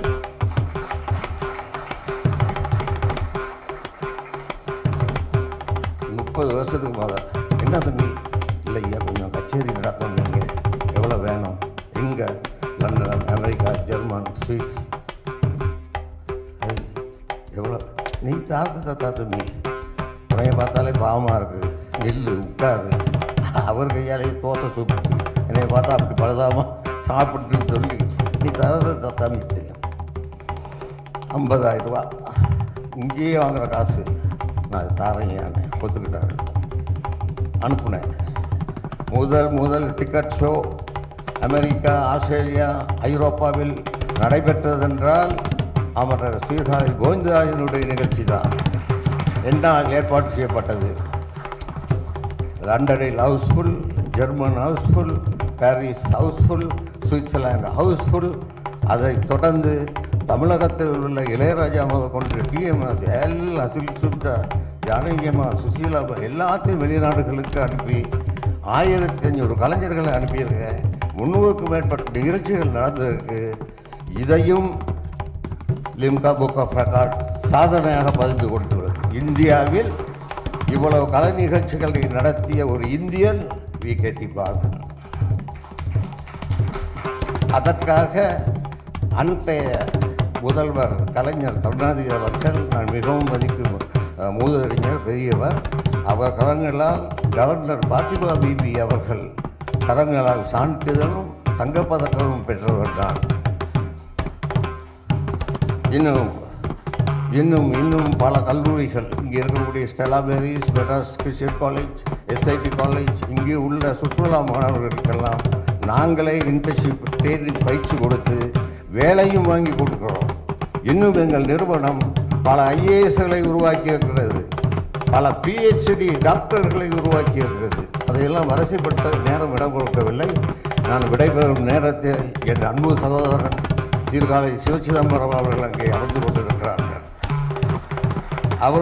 அவரோட போனார் அப்பாவோட முதல் நிகழ்ச்சிக்கு. இந்த ஞாபகங்கள் எல்லாம் எங்கள் குடும்ப உறவு. நிறைவு செய்ய போகிறேன். ஐயா அவர்கள் முன்னிலையில் பேச கிடைத்தது மகிழ்ச்சி. வித்தவுட் டிக்கெட்டில் ஊர்லேருந்து வந்தேங்க. ஒரு வருத்தமான செய்தியை பதிந்து விட்டு நான் செல்கிறேன். இன்றைக்கும் நான் வித்தவுட் டிக்கெட் தான். ஆனால் அன்றைக்கு ட்ரெயினில் இன்னைக்கு வானத்தை பறக்கிற அத்தனை ஃப்ளைட்லேயும் எனக்கு ஃப்ரீ டிக்கெட், வித்தவுட் டிக்கெட். நன்றி, வணக்கம். உபரி தகவல், இவர் சென்னை வானொலியின் முன்னாள் உதவி இயக்குனராக இருந்து பணி ஓய்வு பெற்றிருக்கிறார். செய்யோன் அவர்களே. மாண்புமிகு ஆளுநர் உள்ளிட்ட இந்த அவைக்கு எனது பணிவான வணக்கத்தை தெரிவித்துக் கொள்கின்றேன். துடிக்குது என் உதடும் நாவும், சொல்லு சொல்லு என்று நாவில் இடிப்பதால் உங்களிடம் சொல்லி மகிழ்கின்றேன். வந்த இடத்தில் கிடைத்த விருந்து இது. எப்படி என்றால், அருமையான மனதின் குரல் என்ற இனிய நிகழ்ச்சியை தொடர்ந்து நான் கேட்டுக்கொண்டிருக்கின்றேன். ஏனென்றால் நான் ஒரு வானொலிக்காரன் அல்லவா. வானொலியில் 33 ஆண்டுகள் பணியாற்றியவன். பார்த்தால் கண் வலிக்கும், பேசினால் வாய் வலிக்கும், நடந்தால் கால் வலிக்கும், எழுதினால் கை வலிக்கும், கேட்டால் காது வலிக்காது, அது வலிமையுடைய காது. ஆகையினால் வானொலி கேளுங்கள், வளமாய் வாழுங்கள் என்று நாளும் வானொலியில் உச்சரித்தவன் இந்த சேயோன் முருகன் என்கிற இயற்புடைய சேயோன். நாங்கள் பல நிகழ்ச்சிகளை வழங்கி இருக்கிறோம். ஆனால் மாண்பமை பிரதமர் அவர்கள் மனதின் குரலை தொடங்கியவுடன் தமிழ்நாடு மட்டுமல்ல, இந்தியாவில் உள்ள அனைத்து மாநில அன்பர்களும் கேட்டிருக்கின்றார்கள். கோடிக்கணக்கான நேயர்கள் இதை கேட்டுக்கொண்டிருக்கிறார்கள். அதனுடைய வெற்றி திருநாள் இன்றைய 100வது பெருநாள். அதற்காக நான் நிச்சயமாக நான் பணியாற்றிய அந்த வானொலிக்கும் அதை அருமையாக செய்து கொண்டிருக்கின்ற என்னுடைய அருமை இளவல் திருமிகு சுதர்சன் அவர்கள், அவருடைய குரல்மை அன்பாய் அழைக்கின்றோம், வேண்டியவெல்லாம் உங்களுக்காக தொகுத்தே தருகின்றோம், தொகுத்தே தருகின்றோம். இப்படித்தானே இந்த நிகழ்ச்சியை தொகுத்து தந்து கொண்டிருக்கிறீர்கள். அன்று நான் பாடிய நிகழ்ச்சி இன்றைய நிகழ்ச்சிக்கும் பொருந்துகிறது அல்லவா. அதுதான் ஏன் சொல்லினால், வானொலியின் நோக்கம் என்ன என்பதை அனைவரும் அறிதல் எனக்கு ரொம்ப மகிழ்ச்சி இன்றைக்கு. ஏனென்றால் ஒரு வானொலியில் 33 ஆண்டுகள் பணியாற்றியவன், ஒரு நிகழ்ச்சி, தொடர் நிகழ்ச்சி, ஆளுநர் மாளிகையில் இத்தனை ஆளுமைகள் முன்னிலையில் நடக்கிறது என்றால் இதுதான் முதல் நிகழ்ச்சி. அனைவரும் ஓங்கி கரவொலி எழுப்ப வேண்டிய நிகழ்ச்சி. அந்த அற்புதமான வாய்ப்பை கொடுத்திருக்கிறவர் மாநில நமது ஆளுநர் அவர்கள். எனக்கு இரட்டிப்பு மகிழ்ச்சி என்னவென்றால், செப்டம்பர் மாதம் 22ஆம் தேதி மேனாள் ஆளுநர் MM ராஜேந்திரன் ஐயா, அதுவும் தமிழ்நாடு அரசின் மேனாள் தலைமைச் செயலாளர் மற்றும் ஒரிசா மாநிலத்தின் மேனாள் ஆளுநர் MM ராஜேந்திரன் அவர்களுடைய மனம் நிறைந்த மக்கள் சேவை, அன்இன்டரப்டட் சர்வீஸ் என்ற நூலை இதே அரங்கில் வெளியிடுவதற்கு அனுமதி அளித்து, அது மட்டுமல்ல, அந்த நிகழ்ச்சியை சீரோடும் சிறப்போடும் பேரோடும் புகழோடும் நடத்தி கொடுத்த பெருமை மாண்புமிகு ஆளுநர் அவர்களுக்கு உண்டு. அதை மயிலை திருவள்ளுவர் தமிழ்ச் சங்கத்தின் சார்பாக அதை பதிவு செய்கிறேன். அன்பர்களே, அதே போன்றுதான் இன்றைக்கு நான் என் பணியை தொடங்கிய வானொலியின் மனதின் குரல், அருமையான தலைப்பு. உங்களுக்கெல்லாம் நினைவிருக்கும், வளரும் தமிழகம். தமிழ்நாட்டில் நிறைய நிகழ்ச்சி பண்ணியிருக்கோம், வளரும் தமிழ்நாடு நிகழ்ச்சி பண்ணியிருக்கோம். ஆனால் பாரதத்தில் உள்ள அனைத்து மாநில மக்களும் அனைத்து மொழிகளிலும் இந்த மனதின் குரல் நிகழ்ச்சி சென்று சேர்ந்திருக்கிறது என்றால் அதை வடிவமைத்த பெருமை வானொலிக்கு உண்டு. அந்த நல் வாய்ப்பினை வழங்கிய பெருமை மாண்புமிகு நமது பாரத பிரதமர் அவர்களுக்கு உண்டு என்று சொல்வேன். வானொலியின் நோக்கமே பகுஜன ஹிதாய பகுஜன சுகாய. அப்படின்னா பொருள் என்ன? பகுஜன, இந்த வானொலியில் அப்படிதான் எழுதியிருப்பேன். இந்த சிம்பல்ல பார்த்தீங்கன்னா பகுஜன ஹிதாய பகுஜன சுகாய. அப்படின்னா மக்களின் மன மகிழ்ச்சிக்கும் பயன்பாட்டிற்கும் உரியது வானொலி. இதை நன்கு உணர்ந்து பாரத பிரதமர் அவர்கள் I should reach the people, அனைத்து ஊடகங்களிலும், அனைத்து மின்னணு ஊடகங்களிலும், electronic media, radio is the cheapest electronic medium which reaches any remote corner very quickly than any other medium reaches. உலகத்தை உலகத்தாருக்கு கொண்டு செல்லும் உன்னத ஊடகங்களில் மணிமுடியாக திகழ்வது வானொலி. நாட்டில் உள்ள மூலை முடுக்கெல்லாம் செல்வது வானொலி. அதனால்தான் பாரத பிரதமர் அவர்கள் மனதின் குரல் என்ற அருமையான தலைப்பு. இது ஒவ்வொரு மனசும் தன்னை நினைத்து பார்க்கும், தன்னுடைய செயலை எண்ணி பார்க்கும் அந்த வெளிப்பாடுதான் இந்த மனதின் குரலினுடைய மனிதர்களாக முன்வரிசையில் அமர்ந்து ஆளுநர்களின் பரிசுகளை பெற்று, அது எப்படி பெற்றிருக்கிறது பாருங்க. பத்மஸ்ரீ விருது வாங்கின இருளர் நண்பர்கள் இங்கே வந்தார்கள். அதுவும் லெப்டினன்ட் கர்னல், அருமையான சாதனை புரிந்தவர், இளம் மங்கை, மிக அற்புதமான அந்த செல்வி, அருமையாக பேசி தன்னுடைய, அது எப்படி ஒரு காட்டையே உருவாக்கியிருக்கிறார் 4 வயதில். அதுதான் வானொலிக்கு பெருமை. ஆக இத்தகைய நல்ல நிகழ்ச்சியை தொடர்ந்து வழங்க வேண்டும். இது 100, இது இன்னும் 1000 விரிவடைதல் வேண்டும். அதாவது என்ன சொல்றாங்க தெரியுமா, வானொலியின் முக்கியமான பணிகளே 5: to inform, to entertain, to educate, to instruct, to merchandise. அதாவது தெரிவித்தல், மகிழ்வூட்டல், அறிவூட்டல், அறிவுறுத்தல், விளையாக்கல். விளையாக்கிறது மார்க்கெட்டிங். வானொலி மார்க்கெட்டிங் உண்டு, உங்களுக்கு தெரியும், விளம்பரங்கள் வருது. இந்த 5 மேஜர். இதனுடைய முக்கிய நோக்கம் என்ன? எண்ணி பாருங்கள்.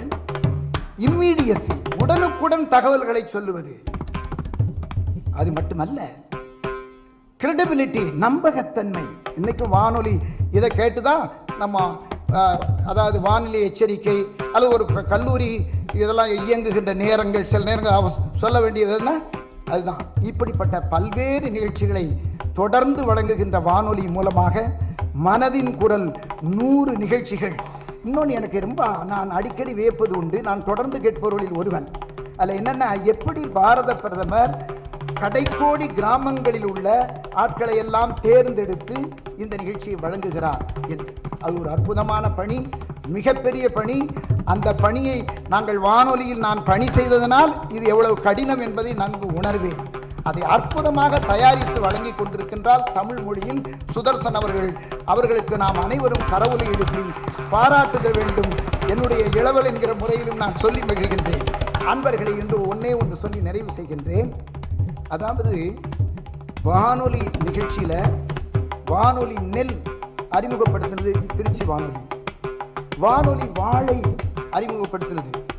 இப்படி பொருள் விவசாய விளைவு. இன்னொன்று, அனைத்திந்திய அளவிலும் விவசாயிகள் நிகழ்ச்சியில் முதல் நிலை பெறுவது தமிழில் ஒலித்த விவசாய நிகழ்ச்சி, குறிப்பாக திருச்சியை சார்ந்த.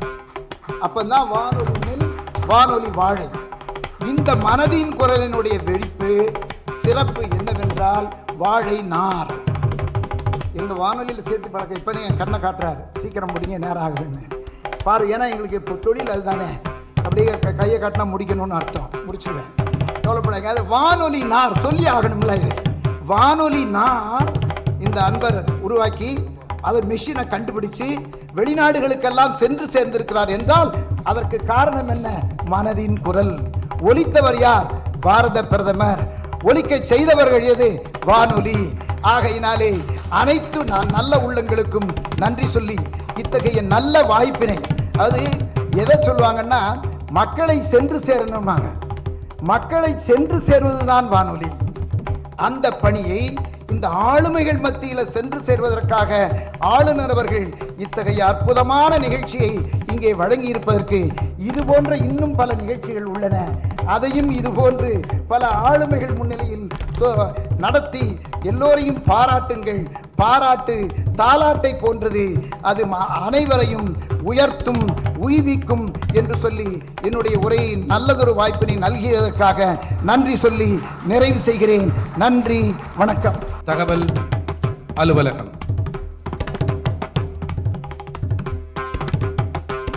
மாண்புமிகு தமிழ்நாடு ஆளுநர் RN ரவி அவர்களை இப்பொழுது உரையாற்றுமாறு அன்போடு அழைக்கிறோம்.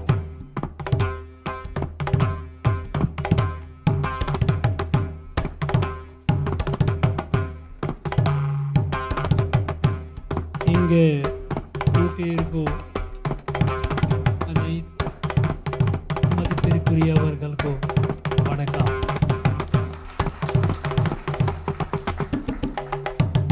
ராஜ்பவனுக்கு இன்று ஒரு வரலாற்று நாள். Because it is historic, because this hall, Darbar Hall, has held many events, felicitated many dignitaries, many achievers, but today is special.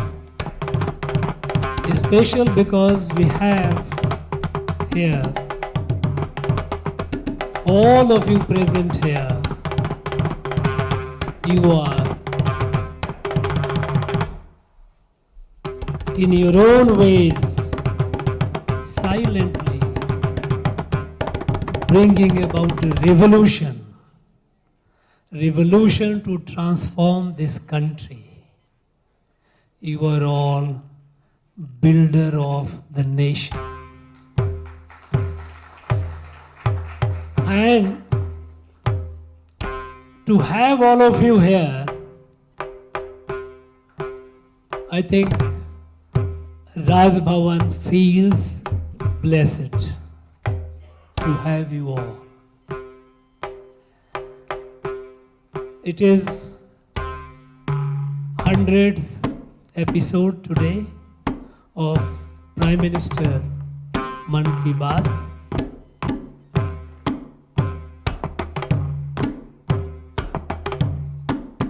In the last 100 episodes, think of how it has transformed and how it is transforming the country. First of all, the one special, unique thing about this entire series of Man Ki Baat is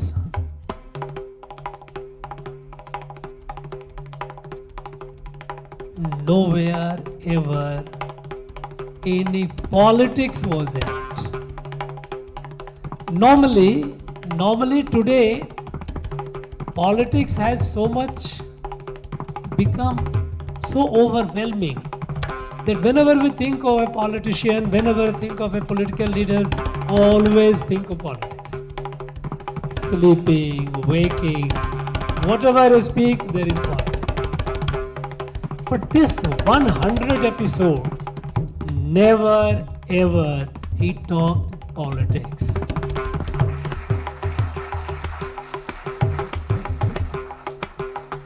What did he do? He connected with the people and started talking about common people, unknown, unsung people those who are doing incredible things in their own field, wherever they are. Many of you are here present today. And when Prime Minister mentions, and you know, he has named more than 700 persons and more than 300 entities, NGOs, organizations. These are samples. In our country, he touched every estate. And I think if you go by the number of references that he has made, Tamil Nadu, he mentioned perhaps the maximum. Many a times, by listening to his Man Ki Baat, and when he makes a reference to Tamil Nadu, many of us here, of course I am very new, not that new, but yes, relatively, many of us are getting to know about our people through Prime Minister Modi. Now this is very unique experiment and a successful experiment. You know, a country of 130 crore plus, as the prediction goes that by this year we will be the country with the largest population in the world, we will overtake China. Now such a country, it cannot grow, it cannot be built by the government or government alone. Government has limited capacity. In fact, before the idea of modern estate came, Samaj, society used to look after itself. Kings had very limited role to play. It was the society, the people who looked after themselves. Unfortunately, with the coming of modern estate, we all developed a tendency to look up to government for everything. In the process, the strength of the society, the strength of the people started forgetting. And a dependency syndrome developed. Dependency. Government is not doing this, government is not doing that, government must do that. Now, any government, whichever party, howsoever well-meaning, government has huge limitation. The country can be built if the people of the country, they wake up. They, imagine the strength, the potential. We have, take the case of this little girl, Prasiddhi. Now, she's hardly 10 years. Imagine, 1 lakh trees. Now, 1 lakh is not a small number.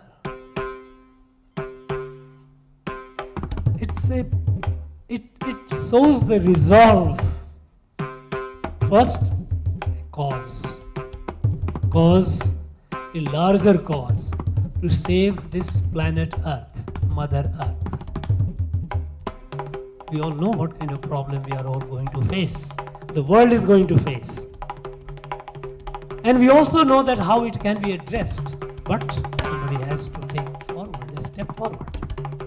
Now this little girl took the initiative to plant trees. And she has crossed 1 lakh. Now this is a remarkable work. Now take the case of Vaiko Vijayalakshmi.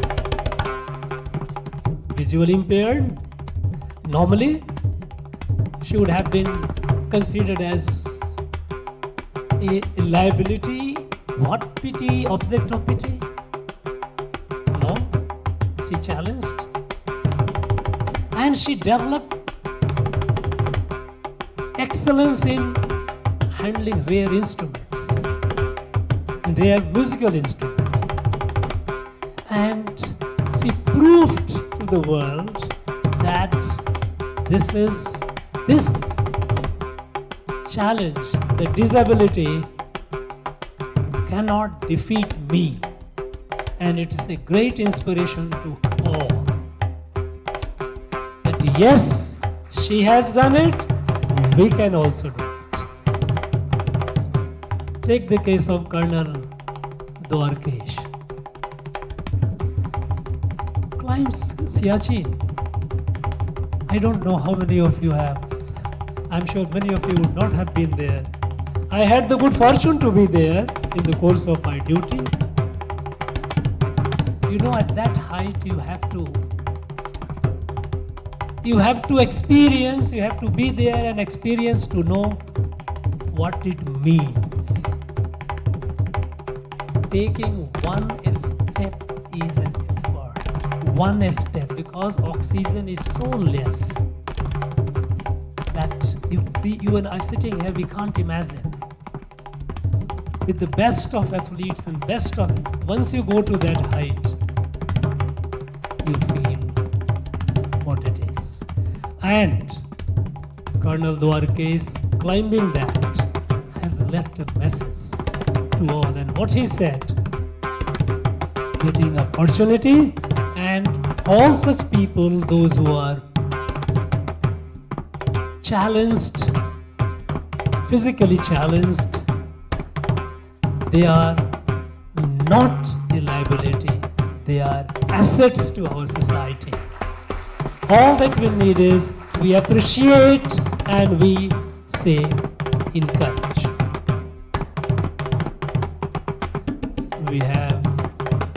We found Mr. Murugeshan talking about his experience. Coming from, imagine, banana waste.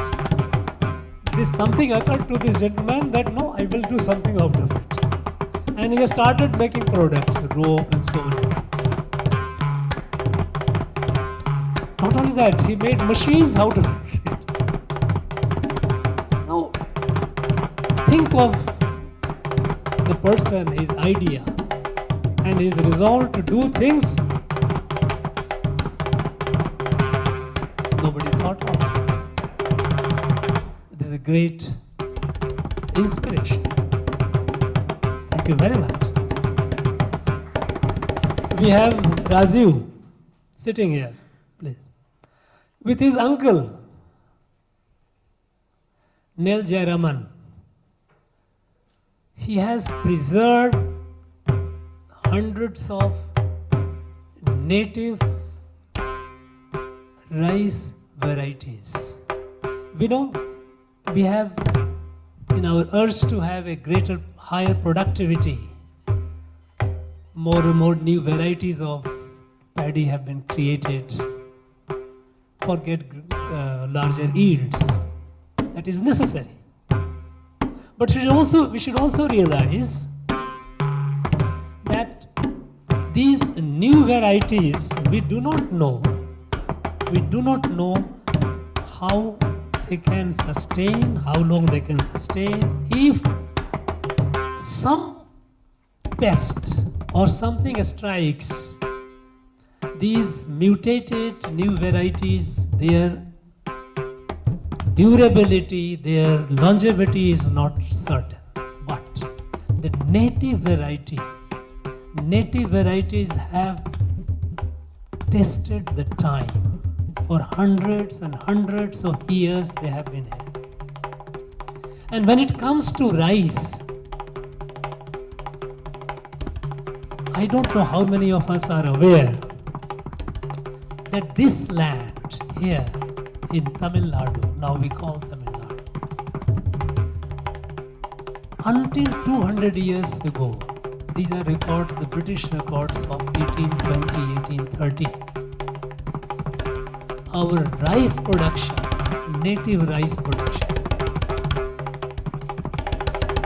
was what is today difficult for us to achieve.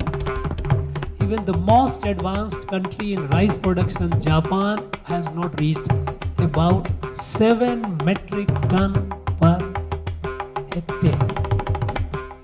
Now 7 metric ton per hectare rice production was through native varieties. This is what we were doing during the period of colonization because of various policies, land policies of the colonials and all that. We suffered.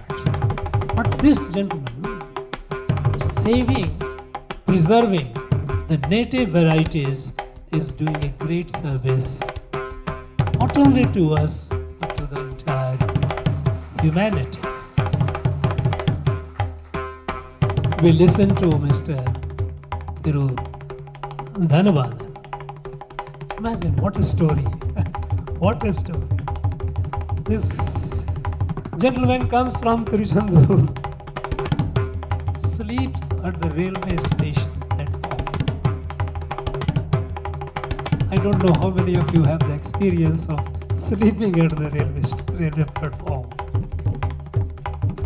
I must tell you that not out of compulsion. He slept out of compulsion. But out of my job compulsion, I have slept on railway platforms so many days.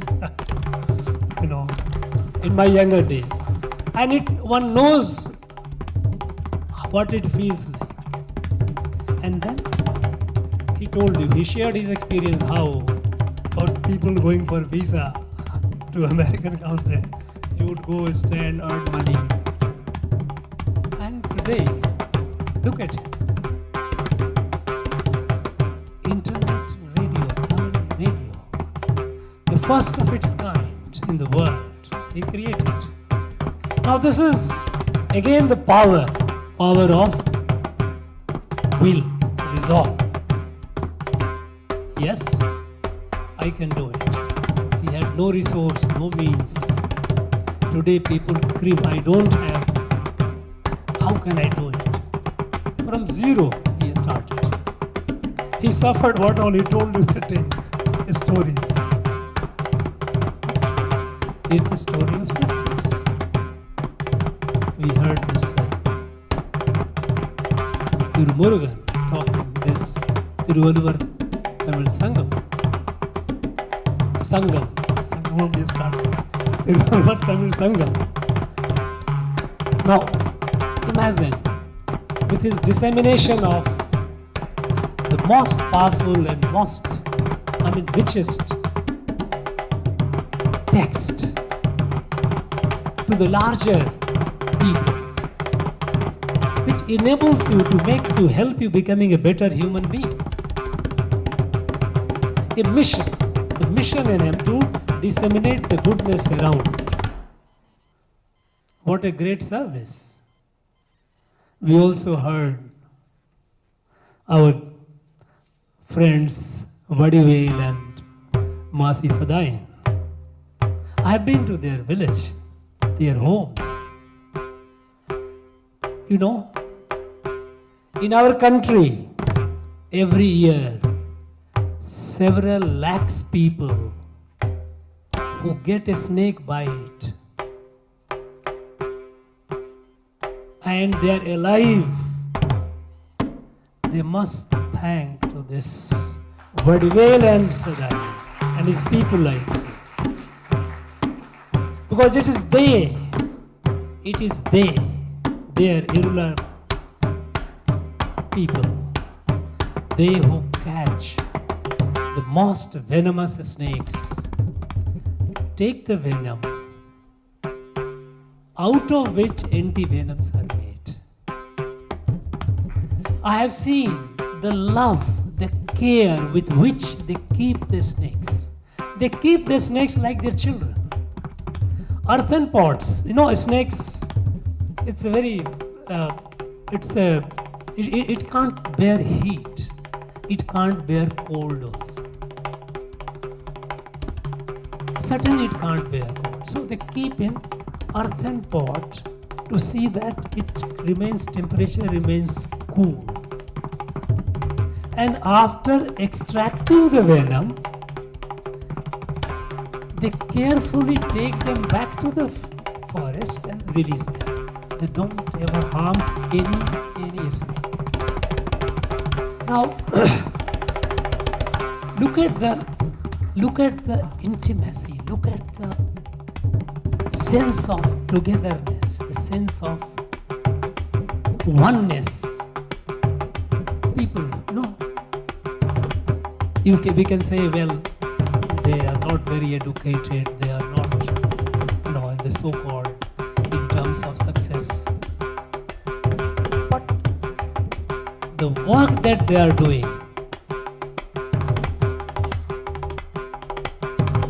and they have been doing it traditionally.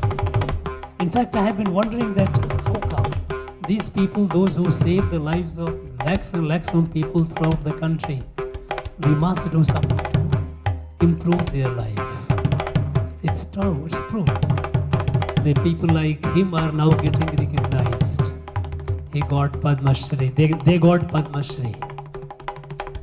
More and more people today, unlike in the past, all these recognitions were basically people, those who were in the visibility, the highly people all the time.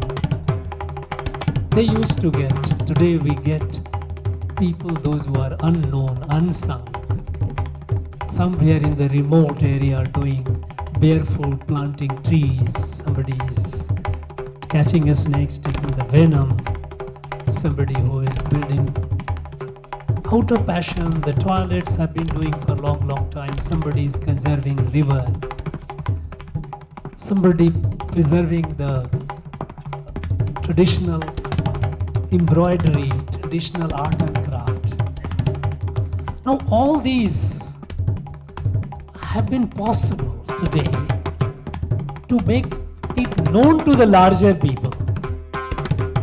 And once their story is shared, others get energized, inspired. And I must tell you, today I for one, listening to these 7-8 people, those who spoke and shared their experience, right from this little girl Prasiddhi to Vadivel and Vasisna, I feel inspired, I feel encouraged. Look, if they can do, I must do more, we must do more. And this harnessing of the collective strength of our people, that is what makes the country. Touching issue, look at our sports. For a very long time, sports, we have such a large country, but in the field of sports, internationally we were at the margin. Today, people are taking note of it. Yes, India also has sports. And our sports people, the young men and women are making us so proud with their achievement, with their performance. These things to be encouraged. Prime Minister has been taking special care to who are being recognized, and to that I'm sure there are many, because you know that 23 crore people are regular listener to this Mann Ki Baat. 23 crore. I don't think there is any other program in the world which has got such a large audience of 23 crore. The study shows that while 23 crores are regular listener, 100 crore people of India at least they have listened one full Mann Ki Baat. This exercise, this outreach, it has a lot of lessons for all of us. While we recognize and appreciate the goodness among us and try to emulate and do, the art of communication. Everybody thought it is an age of electronic media. You have to be on YouTube, you have to be electronic and catch. Then people will see and you have influence. All India Radio. Now All India Radio, people had forgotten All India Radio, what is All India? There was a time when we all were young, we were all listening only to All India Radio, of course.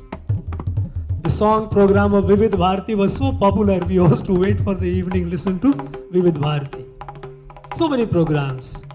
But over the time people started moving away. Now again moving, because this has such the largest and widest access, the remotest area. And when you listen and when you see, there is a difference. When you see something on the TV screen or your mobile screen, your connect is only with the eyes, and you get all the time moving, emotionally moving along with the events which are coming on the screen. But when you listen, your mind, you process. More than your eye, your processing is going on. You appreciate, you assimilate. It's a much deeper way of engagement. I know. We have to learn a lot. So I thank the Prime Minister for keeping this connect and taking the country forward. Taking the country forward to its destiny. A country of 130 crore cannot be at the margin of world affairs. A country of 130 crores cannot be poor. A country of 130 crores cannot be behind in any field of development. And for that, all the 130 crores people have to be galvanized, and that is when we can make this country Ek Bharat, Shreshth Bharat, Pure Bharatam, Unnat Bharatam. I thank our friend Anna Durai and his team, Doordarshan, All India Radio, Sudarshan ji, who has been comparing. Many people identify him with Prime Minister Modi. You know, the way I have yet to see a person who is equal to him in translating. Equal not only in language, the way he modulates his body language altogether. Thank you very much. And thank you for anchoring the event today. Thank you very much. Friends, I wish all of you all the very best. And I must say that today we have a time constraint. We had an event, and I did not spend time, and I regret that. But I assure you that in coming weeks and months, I will be individually calling each one of you, inviting to spend more time with you, because I need to learn more from you. It is just not, today we have celebrated the event, 100th episode of Mann Ki Baat, but our engagement, our interaction remains incomplete. We will do it in coming weeks, coming months, one by one group by one group, one individual by one individual will call, and we will spend time. Thank you very much. Wish you all the very best. Jai Hind. Thank you, Honorable Governor. Tamil Nadu Chronicles என்ற இந்த இதழ் மனதின் குரல் நிகழ்ச்சியின் தமிழகத்தை பற்றியும் தமிழகத்தின் சாதனையாளர்களை பற்றியும் தொகுக்கப்பட்ட ஒரு பதிப்பு.